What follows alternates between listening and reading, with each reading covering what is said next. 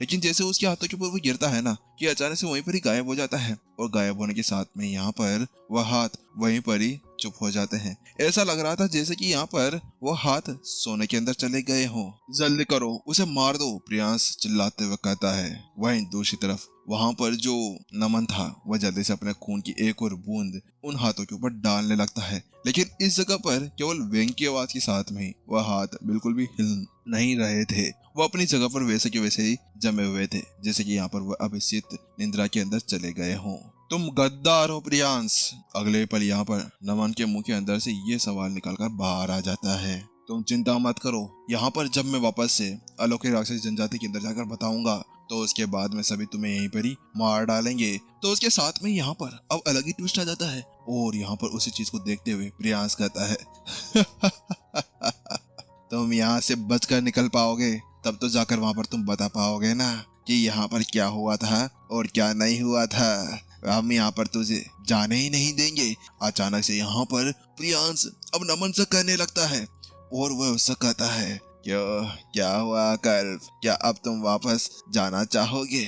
वैसे भी यहाँ पर बलवान तुम्हारे पीछे हाथ धोकर पड़ा हुआ है। वहीं दूसरी तरफ विपिन को बहुत जोर से झटका लगता है। ये क्या चल रहा है? क्या ये कमांडर अकल्प है? यहाँ पर अचानक से विपिन को कुछ याद आने लगता है, क्योंकि उसने भी यहाँ पर अकल्प के बारे में सुना था जब वह वहां पर राक्षसों को खत्म करने के लिए गया हुआ था। वह शब्द सुनने के साथ में अचानक से विपिन का पूरा शरीर यहीं पर ही अकड़ जाता है। उसको समझ में नहीं आ रहा था कि अभी उसके साथ में चल क्या रहा था।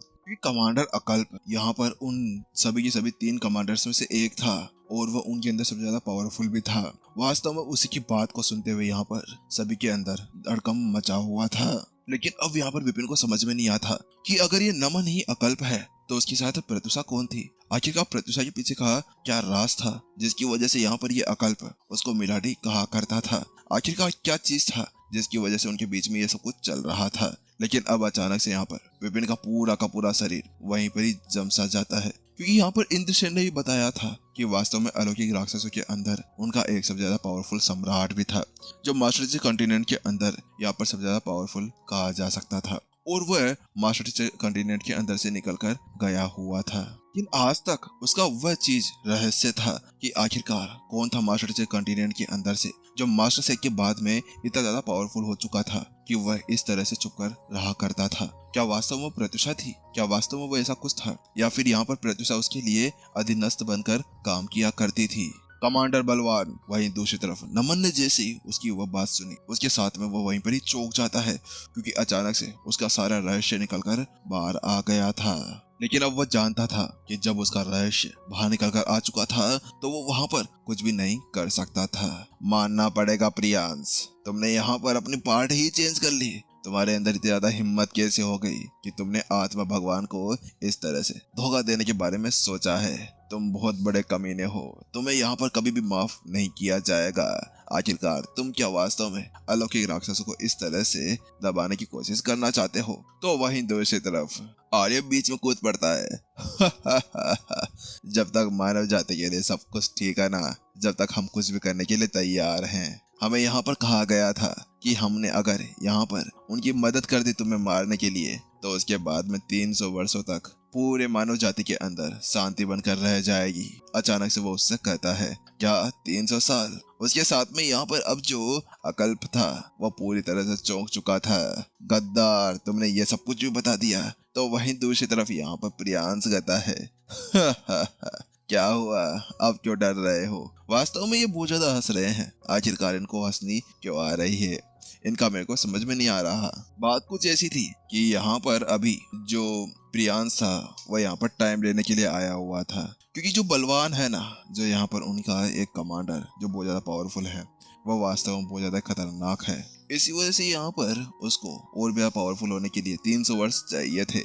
और अगर एक बार यहाँ पर ही इस अकल्प को मार दिया जाता है तो उसके बाद में वैसे भी मानव जाति के पास में 300 वर्ष आ चुके थे, और उसके बाद में अगर बलवान और भी ज्यादा पावरफुल हो जाता है तो उसके साथ में वह और भी ज्यादा बलवान हो जाएगा, जिसके बाद में वह आराम से इस जगह पर अटैक कर सकते थे। ओह अच्छा, अब मुझे समझ में आया कि तुम लोग यहाँ पर हार्वेस्ट सिटी के अंदर मुझे को टारगेट बनाए हुए थे। अचानक से यहाँ पर नमन को कुछ याद आता है, और उसके साथ में वो उससे पूछता है, हाँ, वास्तव में बात कुछ ऐसी कि हम लोगों ने तुम्हें टारगेट बनाया था, लेकिन क्या करें, उस वक्त तुम्हारी किस्मत अच्छी थी और तुम्हारी जगह किसी और ने आकर तुम्हें वहां पर बचा लिया था।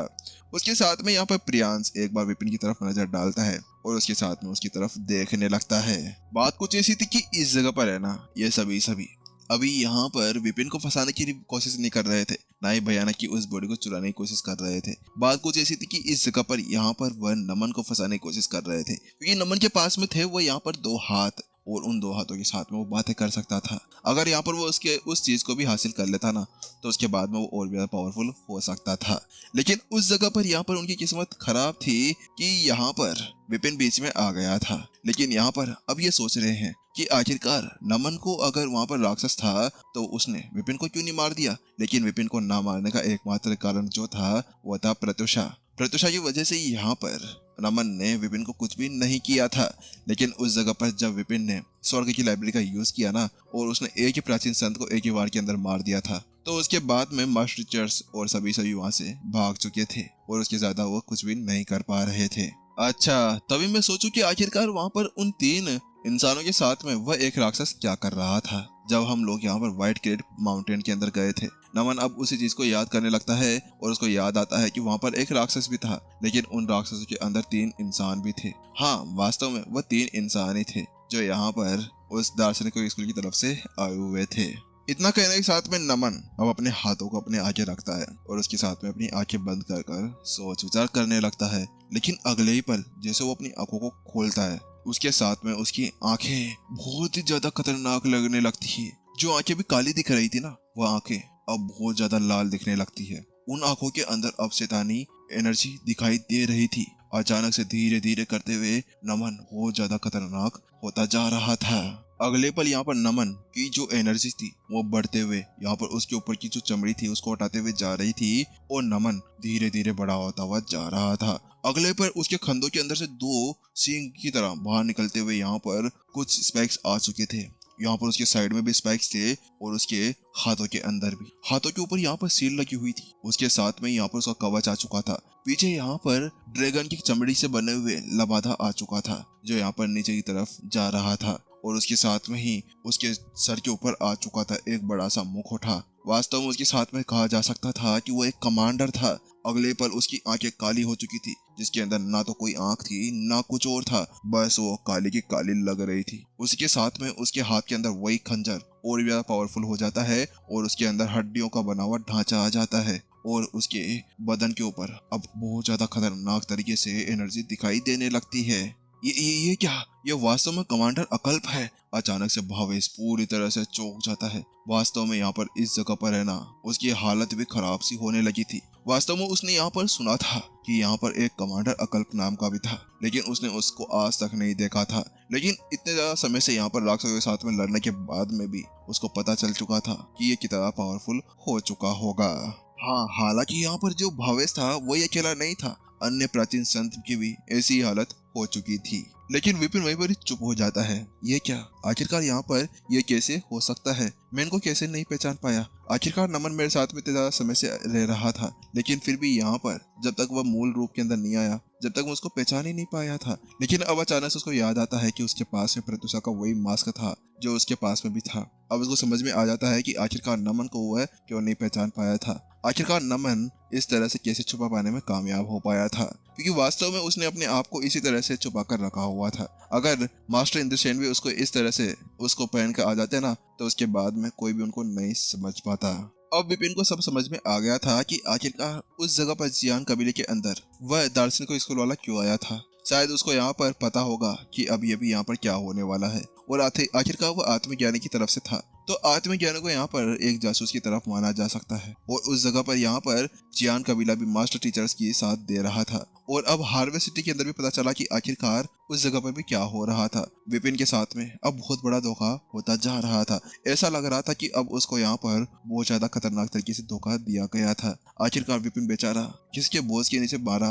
वही आर्यप की आवाज सुनाई देती है, आज हम यहाँ पर तुम्हें बिल्कुल भी नहीं छोड़ने वाले, जाओ जल्दी से उसको मारो, जिससे पहले कि यहाँ पर वो अपनी पूरी ताकत के साथ में आगे बढ़ जाए। उसके साथ में यहाँ पर अब आर्यप के पीछे प्रियांश और दार्शनिक स्कूल वाले आ जाते हैं। वहीं कमांडर अकल बहुत जोर से हंसने लगता है। उसकी उस हंसी के साथ में ही यहाँ पर वो फॉर्मेशन हिलने से लगती है। ऐसा लग रहा था कि अगर वो फूंक मारेगा तो उसके बाद में वो फॉर्मेशन पूरी तरह से तितर बितर होकर इधर उधर फेंक दी जाएगी।